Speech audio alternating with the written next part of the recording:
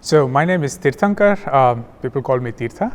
I'm a senior research scientist in the robotics group here. My interests lie in motion planning and control of high degrees of freedom robots. And I've been working on many different projects as Cyro does. Worked on many different inspection projects, the requirements from different industries, worked on ground robots, marine robots, a little bit of aerial robots, but now mostly working on legged robots and manipulators. So as is the case with many of our projects, we try to figure out what is the challenge that the industry faces and try to see whether there are solutions in that market or if there are opportunities to introduce science and technological solutions in the market. So this particular robot came around when we had to do an inspection of a confined space vessel. And immediately we found that there was not many robots in the industry or the market that could solve complex inspections. There are many crawlers that do very good job on smooth surfaces. The moment you have baffles and structures that the robot has to step over, then you find that there's not really a lot of solutions. And people have been not able to automate a lot of those things. And still there are lots of people, labors that's manual labor that's required to go in and increasing the risk of hazardous environment. But we found that if we try to think of the problem more as a mobility problem, then we can start looking at the solution to this in a completely novel way. So the way this came around was we had started to do a lot of work on legged robots, and it was a ferrous surface, so we thought, why don't we put magnets on the legs, and voila, it should be solved. But no, we started a lot of work and then we figured out that there was massive gap in technology that we couldn't just introduce. So that started the whole research program of climbing robots and this particular product called Magnapod. So one of the main challenges that we faced was an understanding of the requirement of the robot, right? So whenever there is a particular environment that the robot has to do an inspection, we always think of the task of, yes, we have a robot, let's try to squish it through that environment and try to put in as many sensors as we can and try to see how much we can get out of that. If you take the reverse view and see that, okay, if there is a sensor that needs to go around and collect data, what is the kind of robot that's required to service that? And immediately you find that for more complex environments, you would require higher degrees of freedom. The robots that can deform themselves, that can be flexible, that can be controlled, and they can do multiple tasks and adapt to different scenarios. And so clearly it becomes a problem of simple crawlers doing simplified environments and complex crawlers doing complex environments. Now, what exactly is a complex crawler? That becomes a problem of the robot design. And here we have looked at the complexity in terms of high dimensional linkage manipulators. You can think of this particular climbing robot as 4 different manipulators attached to a body just doing those kind of stuff. So this particular robot is built for walking on ferrous surfaces which are reasonably flat. We are working on versions of that can walk on curved surfaces with curved magnets and stuff. But the problem is less about inspecting a particular domain, but more about developing a capability that allows you to walk in inverted surfaces, vertical surfaces. So the problem is problem of climbing. Now, to solve the problem of climbing, we need to look at the robot, the controls, as well as applications. There are so many areas where if you had a climbing robot that would solve many different problems. For example, there is this problem of confined space inspection where the 3D structure, you need to have the robot crawl upside down, go through pockets, deform itself, and to walk over trusses.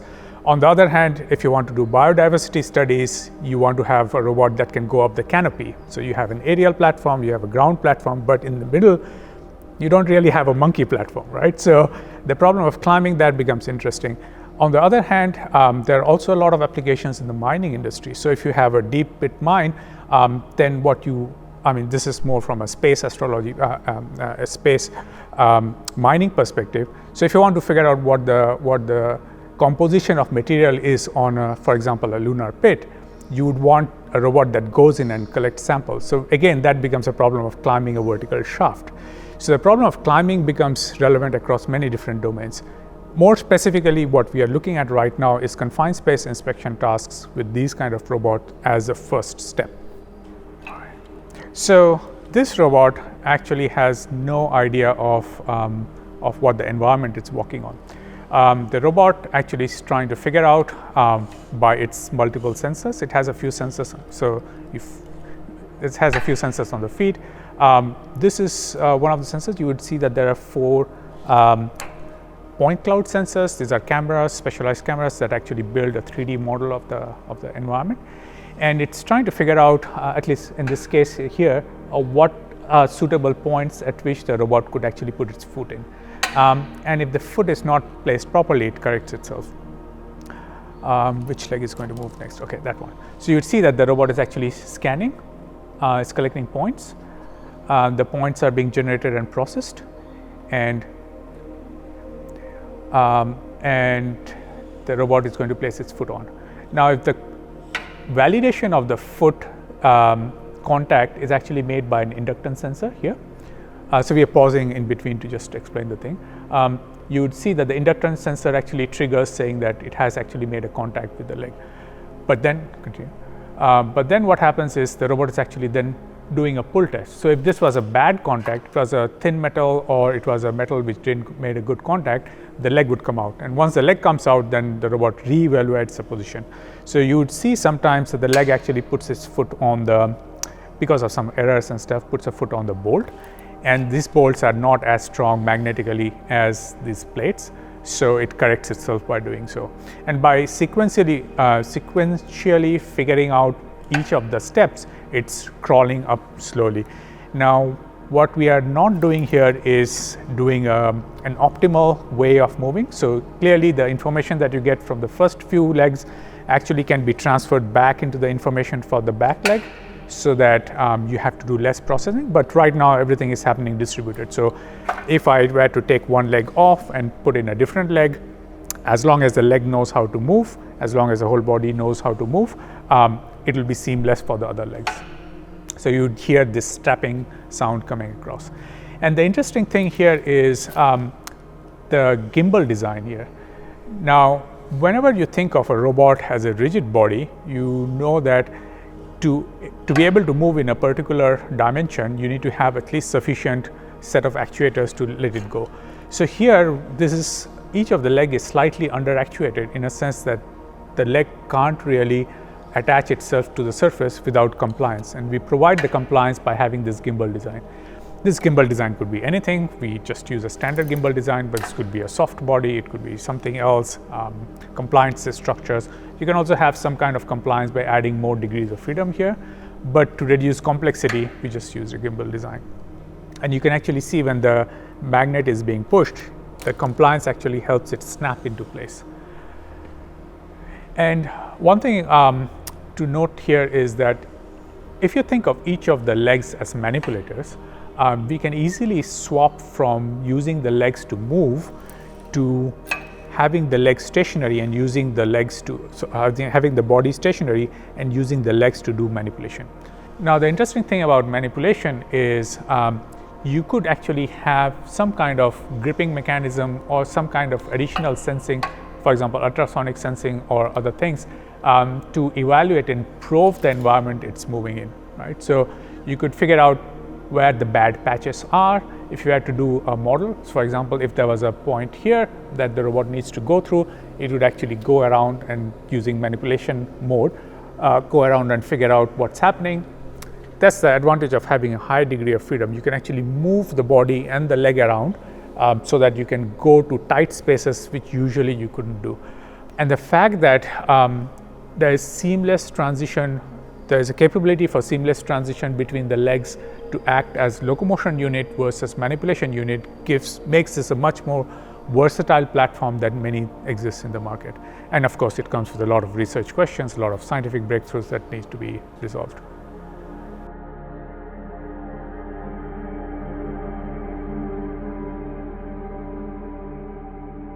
So we are actually leading a project called Space Spiders. It was just a small study on trying to figure out what kind of tasks could these robots, versions of these robots could do in space. Now, an interesting thing about space, when I talk of space, I'm talking about low gravity environments. It could be extraterrestrial or orbiting spacecrafts. The interesting part of that is when you think of locomotion in space, you have to think that in a slightly different way. You can't use wheels on a ISS because there's no gravity to attach. So every step the robot has to take, you have to grab and move.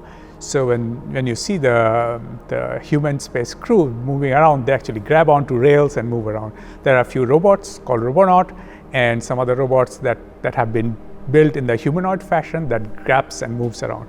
So the whole locomotion in that sense is sort of climbing, right? So the robots that are able to climb actually have solved some of the locomotion capabilities in low gravity.